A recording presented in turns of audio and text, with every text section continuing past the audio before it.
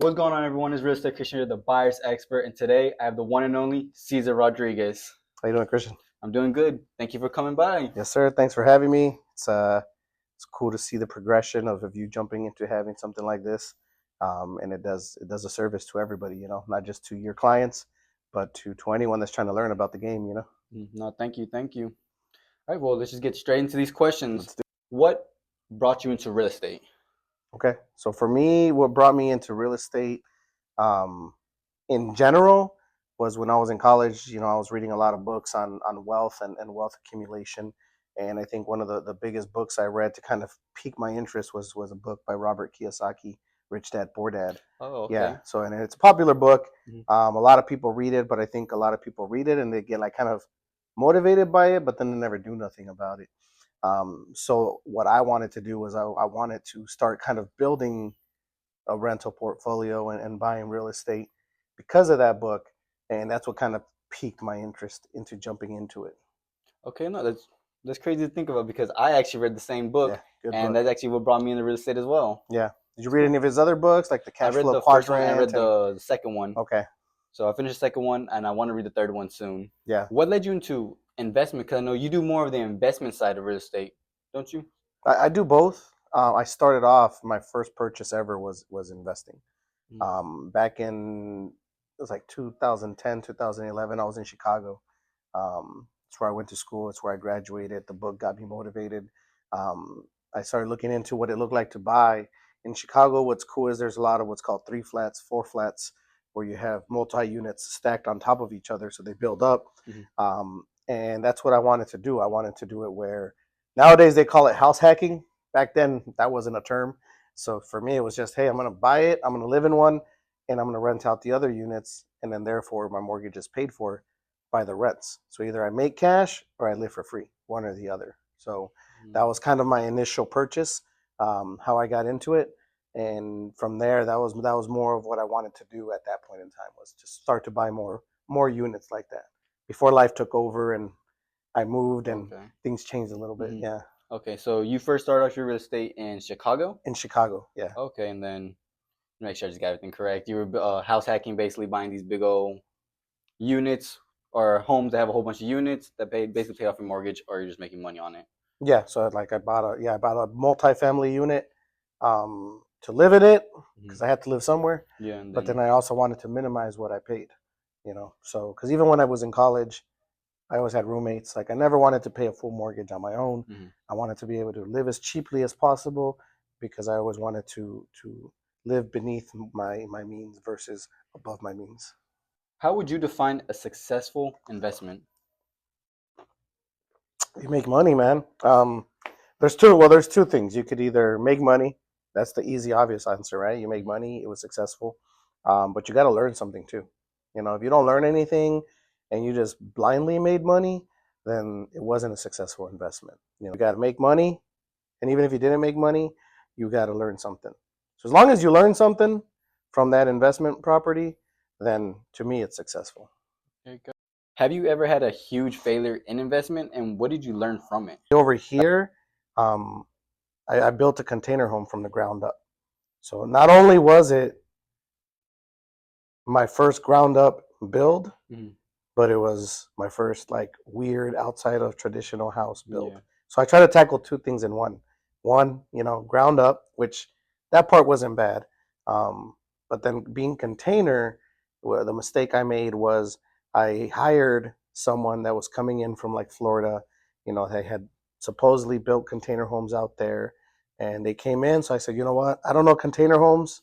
I'd rather spend the money to pay someone to manage it for me and manage that project. At the end of the day, that's where the ball was dropped. Was I was still there, I was still checking in on things, but because I didn't know what to check in on or what this was or what that was, you know, um, I started to realize like this person doesn't have as much experience as I thought they did. Now that I'm seeing it, it's the same as a traditional house. It's just containers as Mhm. the frame of the house, right?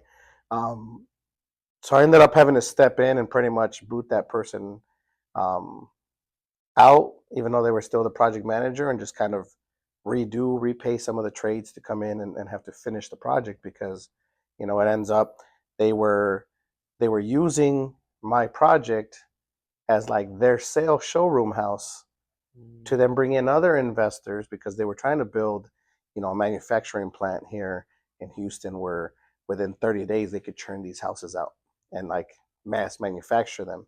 So they were actually purposefully delaying my project because they were trying to use it as a showroom to get investors to invest into their product.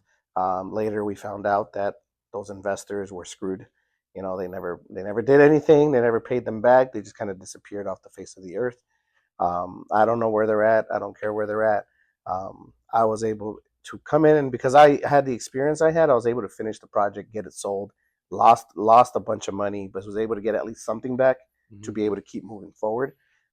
So I'd say there the biggest lesson is kind of similar, right? You gotta be willing to trust yourself and what you know, but you gotta be willing to go in there consistently and question what's going on to be able to make sure that the project moves forward and not just blindly trust people Mm-hmm. to move your project forward. I didn't blindly trust, but I probably trusted too much. So for me, you got to be in control a little bit more unless it's literally someone that you've been working with for years and you don't have to question whether they're going to do the right thing or not. Okay, yeah, that's crazy. I mean, you start from the ground up, brand new to you, and then brand new as containers, and you just have to kind of trust that this person knows what they're doing, Yeah. and then they kind of screwed you over at the end. Yeah, they screwed me over. They probably would have done it more had I not, because during the project, there were times where I said, I'm going to pay for that material directly. I'm not going to give you the money to pay for that material. And had I not done those little moves, the project might have never made it as far as it made it. So what is your process for staging, marketing, and showing? Okay. So I'm assuming that's if there's a listing, if we're listing a property. Yes, if you're listing a Yeah, property. so if we're listing a property, we don't really stage much. If the house is empty, we've recently liked virtual staging specific rooms. The rooms that sell, like, you have kitchens sell, living room.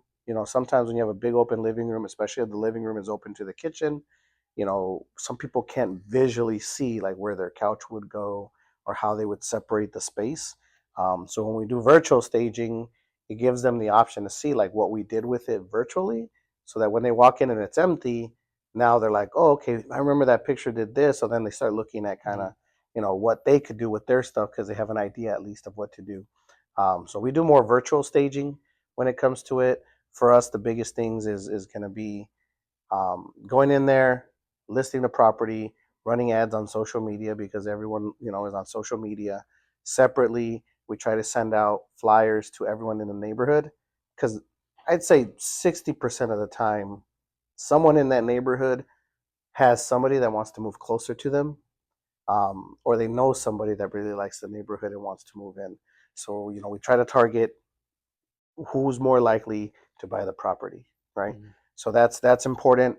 And then we always make sure to use professional photos, and only use the photos that catch the eye. When you put a property on the MLS, all you're doing is you're making somebody look at it and say, I want to go look at that property, Mm-hmm. right? So you got to put the best pictures possible, and only the pictures that draw the good sides of the property, right? If there's a closet, sometimes photographers take a picture of a closet full of clothes. I'm never going to put that closet full of clothes in my Mm-hmm. presentation, online, because when you get there, it's cool. You could be like, oh man, it's a big closet, it could hold a lot of clothes, but in a picture, it doesn't make you think like, oh, I really want to go see that closet. Mm-hmm. It's going to be the kitchens, the bathrooms, the living spaces, the backyard, aerial view of like how much space the backyard has. Those are the things that are going to draw someone in, and that's the point of that portion of it, is get them in the door so that they can fall in love with the house. So for me, it's more about getting people to the property. Mm-hmm. That's the most important thing. So I think I'm gonna put a little pausing point right there. I actually have a little segment for you, if that's okay with you. Yeah, that's cool. Okay, we have a little segment. It's brought to you by White Picket Realty. Thank you for letting us use your office. All right. All right, so I'm gonna come over here to the laptop. So I did a little research on you. I couldn't really find your investments too much. I don't know where you have them hidden, Yeah, I but don't I don't post them online, or if I post them, I'll post videos of like the progress, but I don't have like a website or anything dedicated to that. yeah. So here we're gonna play a little game called "Did it take Caesar to sell this home?" Caesar, how long did it take you to sell that home? To sell that one, probably 30 days to get a buyer. 7 days. Oh yeah, you see, So I guess the way I did it, I guess I phrased it a little under wrong. contract. Yeah, under Okay, contract. How many days on okay. the market? I said, how long was this one on the market? This one, man, that one's pretty quick. I mean, I'd say that one was within the first 2 weeks we had a contract on it. In the first two 2 weeks? weeks, yeah. One One day, day. yeah. There you go, man. See, I was like, I knew it was quick, but I couldn't remember how quick it was. But yeah, within that first day, and we got, but I think we even got a little bit over what we were asking for it. That was a nice one. And the last one, how many days This was on the market? one is Park Avenue. I think that was Park. Park renovated it. Man, that's a tough one too. We had a lot of viewings, a lot of showings. I'm gonna say the first 3 weeks on that one. The first 3 weeks? Yeah, Are within the you first right? 21 days. Yeah, I 14 was gonna say days. first 2 weeks, but I was like, I feel like that one took a little longer. But no, yeah, 14 days. Yeah, 14 days. Crazy. I mean, you sell things pretty quickly. What it looks yeah. like. Okay, well, thank you for playing our game. That's it for our segment I like that, today. man. I like that. That was Thank you, cool. thank you. And that 2 years ago mindset. What's the difficult conversation that you have with them to convey them and be like, hey, we understand this, but this is the market now. What's that difficult conversation you have?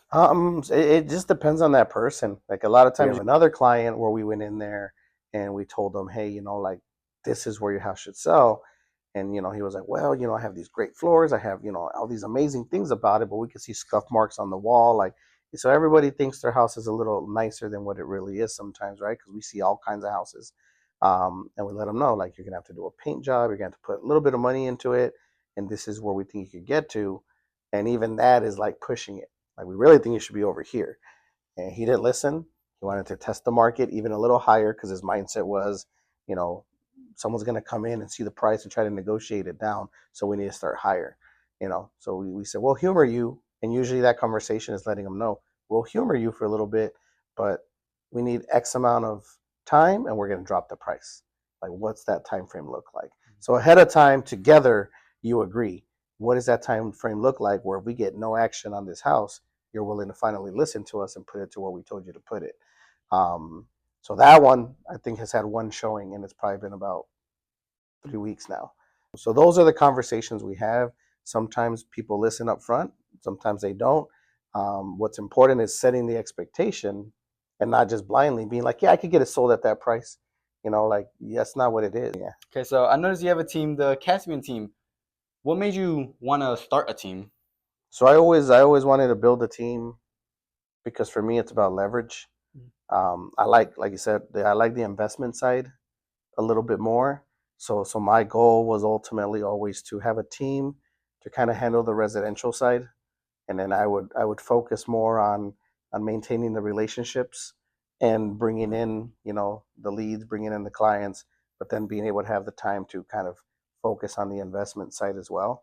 Um, and then when I got together with my current partner, she had her own team that she was trying to build, and we just decided, like, it just makes more sense for us to try to combine and build a team together, because then we're trying to build two separate teams, and we're pouring money down two investment sides, right, of two different teams.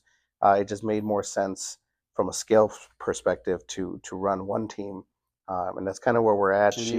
What motivates you to do real estate whenever, I mean, all the odds are against you, whenever it gets hard? Because, there are those times where agents, I mean, nothing, they don't have a client for so long, they're not making any money.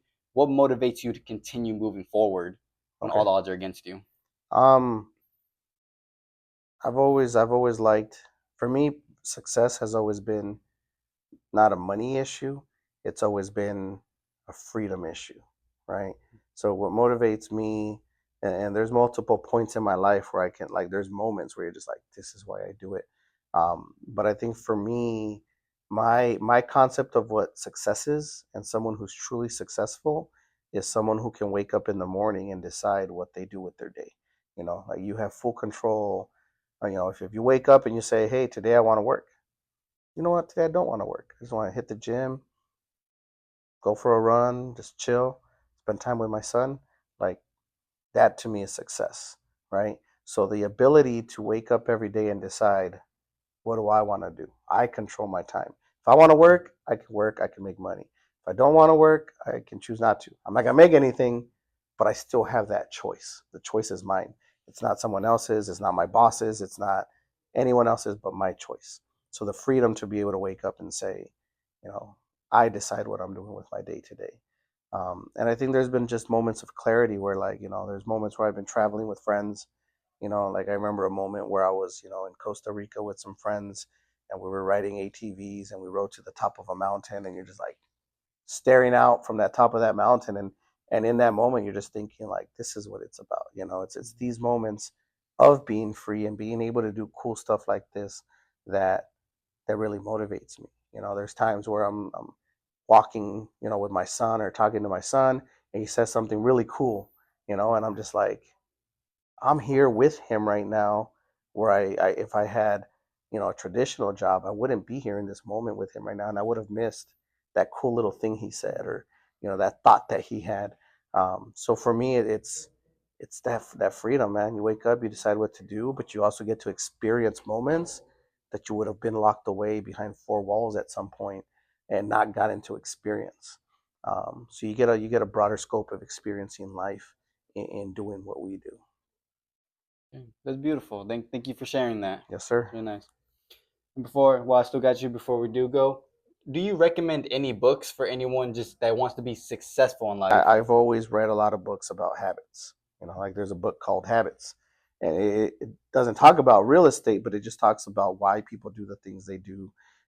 Studies that have been conducted, um, why people follow trends. Just why things happen. So for me, any book that you can read about habits is good. Well, thank you for sharing that. Thank you for this interview. It was a great interview. Thank you for coming by. Oh yeah, thanks for having me. Hope to hear good things about you soon. Oh hell yeah, man. All right, well, that was the Cesar Rodriguez interview, and catch us on the next one.